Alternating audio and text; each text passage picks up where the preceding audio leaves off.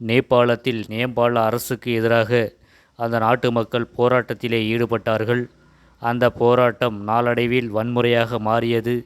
இதிலே பல்வேறு ஷாப்பிங் மால்கள், அரசு அலுவலகங்கள், காவல்துறை வாகனங்கள் தீக்கிரையாக்கப்பட்டன. அது மட்டுமல்லாமல் அந்த நாட்டினுடைய பிரதமருடைய இல்லங்கள், அமைச்சருடைய இல்லங்கள், முக்கிய அதிகாரியுடைய இல்லங்களை எல்லாம் பொதுமக்கள் அடித்து நொறுக்கி வன்முறையில் ஈடுபட்டார்கள். இதன் காரணமாக அந்த நாட்டில் பொதுமக்களுக்கு பாதுகாப்பில்லாத ஒரு அசாதாரண சூழ்நிலை நிலவி கொண்டிருக்கிறது.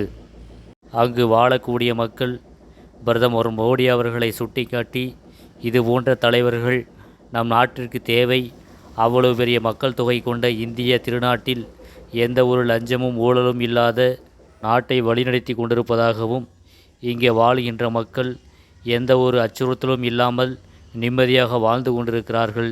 இதே போன்ற நிலைமை அங்கு நேபாளத்திலையும் தேவை என்று அந்த நாட்டு மக்கள் தெரிவித்திருக்கிறார்கள்.